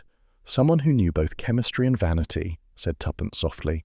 Someone who typed the Zurich letter, who handled the props, who had access to the library and the laboratory. Miss Field. The inspector blinked. The secretary? What motive would she have? Fear, Tuppence said. She thought Geoffrey would expose her past indiscretions, but she also knew of Fritz's feelings for Mrs. Vane. When she discovered he'd prepared the poison, she realized she could let him take the blame while she ensured Latham died. A simple exchange of vials during her typing errands. Tommy added, and when the deed was done, she destroyed the letter and left the orange scent to point toward the veins. Harcourt stared. You're suggesting she outplayed them all? Tuppence smiled faintly. Secretaries often do. Fritz's story, however, solved too much too neatly. That evening they sought out Miss Field in the dining room, where the shadows of the chandeliers trembled like guilty consciences. She faced them with calm resignation, her hands clasped before her. So, she said quietly, you've found me out. Daphne whispered, Why, Margaret, why? Miss Field's eyes were dry. Because he would have ruined me too. Latham knew everything, about Zurich, about the forged ledgers, about me. He laughed when I begged him for mercy, said I'd make a fine cautionary tale. I couldn't bear it. She turned to Fritz. When I saw you replace the vial, I thought it was poetic. One poison for another. You never guessed I watched. Fritz closed his eyes. God forgive you. She smiled sadly. God already did. I only hastened justice. Tommy said, You played your part beautifully, Miss Field. But there's one flaw in your script. Poison leaves evidence, and your fingerprints will be on the vial in the cabinet. Her composure cracked. I suppose even the best actresses forget their lines eventually. Harcourt stepped forward, his expression grim. Miss Margaret Field, I'm arresting you on the charge of murder. She nodded once. At least the play's over. When silence returned, only the ticking of the mantel clock remained. Mrs. Vane sat motionless, her tears spent. Fritz was led away beside the inspector, shoulders straight, dignity intact. Tommy poured Tuppence a small sherry. I must say, darling, you have an alarming talent for seeing through pretty faces. She gave a faint smile. It's all stagecraft, really. People reveal themselves in the pauses, not the lines. Still, he said, raising his glass, a fine piece of detection. She clinked it gently. And a reminder that every masquerade ends the same way. The mask falls, and someone has to bow. Outside, the night lay still again. Greystone Manor had become just another country house, its drama concluded, its players gone. But as Tuppence looked once more at the empty stage of the drawing room, she couldn't help but think that in some quiet corner of England, another performance was already being rehearsed. The next morning dawned washed clean by cold sunlight. Greystone Manor looked almost innocent again, as though its walls hadn't witnessed poison, panic, and confession. But for those still inside, innocence was the last illusion left to lose. Inspector Harcourt stood in the hall giving orders with the satisfied air of a man whose paperwork was nearly complete. Take the butler into custody, he said crisply. Accessory after the fact, at the very least. We'll sort the rest in town. Fritz, silent as ever, bowed slightly and turned to follow the constable. Tuppence watched him go with a tightness behind her ribs she couldn't name. The man looked neither guilty nor defiant, only weary. Tommy leaned against the banister, frowning. Something's still off. Everything's off, Tuppence replied softly. The right man's never the first one to confess. No, not that, he said. It's the glasses. She glanced at him, eyebrows raised. The glasses? Tommy nodded slowly. You remember the toasts? Latham raised his glass last, always did. But when the lights flickered, he reached across for the nearest one. I saw him. It wasn't his. Tuppence's eyes widened. The wrong glass? Exactly. Tommy's voice was quiet, almost awed. The poison wasn't meant for him at all. It was meant for Clive Vane. For a moment, neither spoke. The weight of it settled between them like a closing curtain. Then Tuppence said, Oh, Tommy. Then it wasn't a tragedy of chance. It was murder by mistake. Within minutes, the two of them were in the deserted banquet hall, retracing the steps of that ill-fated evening. The long table gleamed with polished silver and refilled decanters, ready for another day of grim police work. Tuppence stood where Sir Geoffrey had sat, staring down at the identical crystal glasses lined along the cloth. Anyone could have confused them. Same cut, same shape. Tommy nodded. But only one of them was meant to kill. The question is, who wanted Clive Vane dead? The answer came softly, almost like an echo. His wife. They turned. Daphne Vane stood in the doorway, still pale but composed, as though she had been expecting this conversation all along. "I wondered how long it would take you," she said. Tuppence's tone was gentle, almost kind. "You might as well sit down, Mrs. Vane. It's exhausting keeping up performances." Daphne gave a faint, humourless smile. "Performances? Yes, we were both good at those, my husband and I. Only he had the audience and I had the consequences." Tommy said, "You were afraid he'd expose you." Her eyes flickered. He was going to. He found out about Geoffrey, about the letters, the debt. He said he'd humiliate me in front of everyone at the banquet, said he'd end the farce. "So you decided to end it first," Tuppence said softly. "I didn't mean to." The words came out sharp, then crumbled. "I thought I'd frighten him. I put the mixture on his glass myself. Fritz thought it was for Geoffrey, but I—" She pressed a trembling hand to her mouth. "He never knew. He thought he was saving me, but I'd already damned myself." Tommy's voice was steady. "And when the toast came, Sir Geoffrey took your husband's place." She nodded, tears spilling over. "They'd swapped seats. Geoffrey said something about wanting a better view of the stage. I saw him lift the glass and I—" Her voice broke. "I couldn't stop him. The lights went out, and when they came on again—" "You let everyone think it was Clive's doing," said Tuppence. "What else could I do? Confess that I'd killed the wrong man? That I'd meant to kill my husband?" Her laugh was hollow. "You see, Mrs. Beresford, there's no proper line for that in the script." Tuppence crossed to her, placing a hand gently on her arm. "You've been acting so long you've forgotten where the performance ends. But this isn't a play anymore." Daphne looked up, eyes shimmering. "You don't understand what it is to live under a man like Clive. Charming, brilliant, until you're the one in his shadow. He controlled every breath I took, every pound I spent. Geoffrey promised freedom.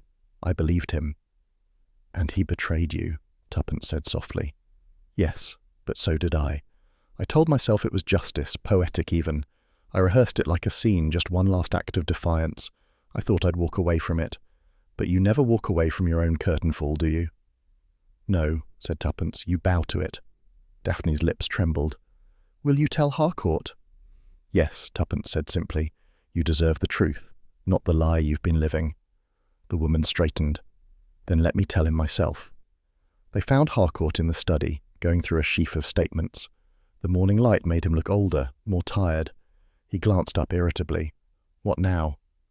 Tuppence stepped aside to reveal Daphne Vane behind her. The woman looked ghostly in her black dress, her face set in calm resignation. "Inspector," Tuppence said quietly, "you're about to hear a different confession." Harcourt frowned. "Another one." Daphne spoke before he could sneer further. "The poison wasn't meant for Sir Geoffrey Latham. It was meant for my husband." The inspector blinked. "Your husband?" "Yes. He knew about my affair. He meant to ruin me. I thought—" She drew a shaking breath. "I thought I could frighten him into silence. Fritz didn't know I'd already used the mixture he made. He thought I meant to scare Geoffrey. But when the seats changed—" "You killed the wrong man," Harcourt said flatly. She nodded once. "Justice, irony, fate, call it what you will. I call it punishment." The inspector's pen scratched furiously across his pad. "You understand this will be used against you?" "Yes." Tuppence stepped forward. "Inspector, she's telling the truth. Fritz only replaced the harmless mixture with poison because he believed it was for Latham. But Daphne had already placed it on her husband's glass before the dinner began." Harcourt sighed heavily. "This case will give me ulcers." Then, more softly, "Well, Mrs. Vane, you've spared us a trial of contradictions. Sergeant, see to it." The constable moved to escort her. She looked back once at Tuppence, her expression strangely peaceful. "Thank you," she whispered, "for letting me tell it myself." Tuppence inclined her head. Every actress deserves her final line. That evening, as twilight deepened over the manor, the Beresfords took one last walk through the now empty banquet hall. The scent of wax and old roses lingered, mingling with the faint echo of laughter that would never quite leave the walls. Tommy examined the long table. "You know, I keep thinking, if the lights hadn't flickered, none of it would have happened." Tuppence smiled faintly. Perhaps it was fitting. Truth hides best in the dark. He looked at her. "You almost pity her, don't you?" "I do." "She killed a man." "She killed the wrong one," Tuppence said, "and maybe herself long before that." Tommy slipped his arm around her. "Do you ever tire of tragedy, Mrs. Beresford?" "Only when it stops making sense," he chuckled softly. "Then perhaps we'll retire from crime-solving before we end up as one." She turned toward him with mock severity. "Don't you dare! You'd make a dreadful ghost." They left the hall behind them, the echo of their footsteps fading into the hush of the old house. Outside, the last of the daylight bled across the horizon, golden and cold. The next morning, a quiet breakfast was laid in the manor's morning room before their departure. Only Harcourt joined them, his manner uncharacteristically subdued. "Well, Beresford," he said, stirring his tea, "I'll admit you were right. Again. You've got an instinct for trouble." Tommy grinned. "Only because it likes us, Inspector." Tuppence raised her cup. "To truth, then, however late it arrives." Harcourt hesitated, then lifted his own. "And to the living, who always have to tidy up after the dead." They drank in silence. Tommy set his cup down, smiling faintly. "Do you know what's funny, Tuppence? That first toast of the night was supposed to be to friendship. Instead, it became a eulogy." She looked out the window where the autumn leaves stirred restlessly. "Every toast says more than it means, Tommy. That's why one should never drink without thinking." He laughed. "And you never do." She smiled. "No, dear. I think far too much." They rose together, the case behind them at last. But as they stepped out into the crisp morning air, the faint clink of glass echoed from the dining hall behind, like a ghostly reminder of the night when a single misplaced toast had changed everything. Later that week, Greystone Manor had never looked so deceptively serene. The police vans had gone, the uniforms had vanished, and the great house once again stood in genteel silence, its curtains drawn back, its polished brass gleaming, and its air thick with the faint, uneasy civility of aftermath. The villagers had already christened it the Masquerade Murder. They whispered about it in the grocer's queue and murmured over teacups in the vicarage drawing-room, as though the story had slipped from tragedy into local folklore overnight. The talk was of poisons, disguises, love affairs, and the uncanny brilliance of that young Beresford couple. Tuppence had read 2 such accounts in the morning paper already, one naming her Mrs. T. Beresford, amateur sleuth of distinction, and another calling her that frightfully modern woman who solved the poisoning. She folded the paper neatly and placed it beside her plate. "Your expression," Tommy said from across the breakfast table, "suggests you're either deeply flattered or considering a libel suit." "Neither," she replied crisply. "I'm considering whether frightfully modern was intended as a compliment." Tommy buttered his toast with leisurely precision. "From a village journalist, it's practically a knighthood." She smiled, but the smile didn't quite reach her eyes. "I suppose I should be grateful it's over, though I confess I'll never look at a costume party the same way again." "Nor I," Tommy said, "not without checking the glasses first." The breakfast room at Greystone was unusually bright that morning, sunlight catching the silver teapot and the vase of late chrysanthemums Fritz had once arranged. Their perfume lingered faintly, mingled with the scent of burnt toast and the paper's ink. Tuppence looked out through the window. The pumpkins along the gravel path had begun to collapse under their own orange weight, shriveled, sagging, and faintly grotesque. "How quickly things decay," she murmured. Tommy followed her gaze. "Nature's version of tidying up after the party." "Or of burying it," she said. "It's strange. One moment the house was full of laughter and silk masks and too much champagne, and the next it was all police torches and statements." Tommy reached for the sugar bowl. "If it's any comfort, Harcourt's been forced to admit we were right."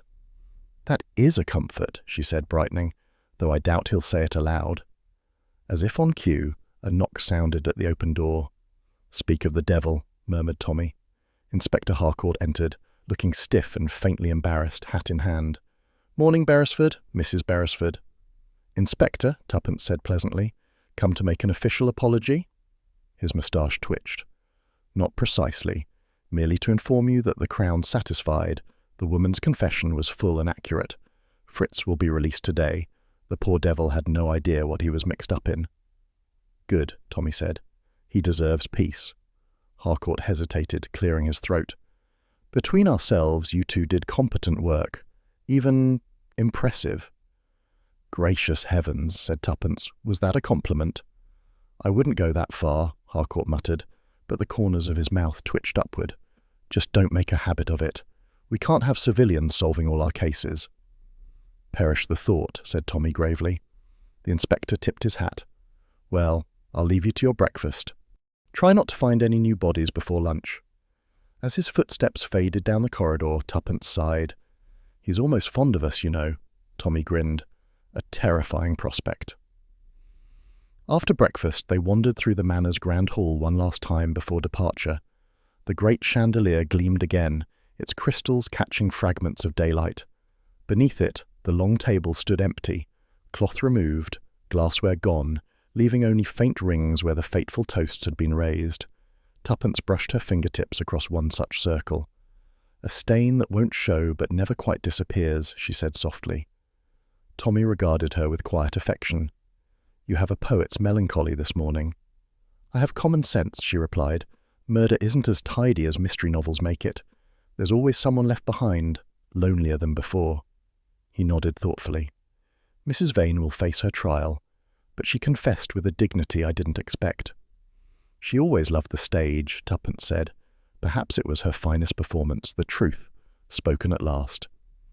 They walked toward the entrance hall, where the great mirror reflected them side by side. Two figures in travel coats, their faces drawn by fatigue but brightened with the faintest spark of curiosity. Tommy straightened his tie. "I say, we do look rather like adventurers, don't we?" She gave a small laugh. "Adventurers with too much luggage." Back in the breakfast room, the fire had dwindled to a polite glow. Tuppence poured a final cup of coffee, the rich aroma curling through the air. Tommy sat opposite her, reading aloud from the morning paper. "Listen to this. Society still reeling from Greystone scandal. Motive of love, jealousy, or mistaken identity. Local constabulary credits swift resolution to diligent cooperation of visiting couple." "Visiting couple," Tuppence repeated dryly. "How anonymous of them." Tommy folded the paper and set it aside. "You'd prefer celebrated amateur sleuths?" "Perhaps brilliantly observant modern woman and her patient husband." He laughed. "You can write the next article yourself." There was a pause. The clock on the mantel ticked softly, a reminder that life, ordinary, unremarkable life, was waiting to resume beyond these walls. Tommy raised his cup with mock solemnity. "To harmless disguises and honest wine." Tuppence arched an eyebrow. "You might add unpoisoned wine to be thorough." He grinned. "To unpoisoned wine, then." They clinked cups lightly. The sound was delicate, almost musical. "And to theatrics," she added, "which belong only on the stage." "Agreed," said Tommy. "Real life is quite dramatic enough." Later, as they prepared to leave, Tuppence paused by the front window. Outside, autumn's last leaves fluttered across the lawn in lazy spirals, catching the pale light like fragments of old gold. The pumpkins that had lined the path were rotting quietly, one split open, revealing its soft orange decay. She watched them for a moment, then turned to Tommy. "Do you suppose there's any moral in all this?" He considered. "That one should never mix marriage and melodrama." She smiled. "I was thinking more along the lines of never trust a smiling hostess with theatrical ambitions." He slipped her arm through his. "That's rather harsh." "It's rather true." They stepped out into the crisp morning. The air smelled faintly of wood smoke and frost. Cleaner, sharper, full of promise. Behind them, Greystone Manor loomed dignified and distant, already retreating into its legend. As the motorcar started down the gravel drive, Tuppence opened her paper again, scanning the front page. "Ah, here we are.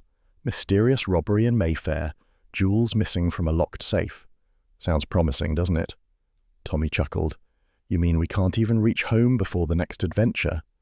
Of course not, she said lightly. Where's the fun in that? The car rounded the bend, the manor disappearing behind a veil of autumn haze. The road ahead shimmered faintly in the morning sun, clear, inviting, and entirely unknown.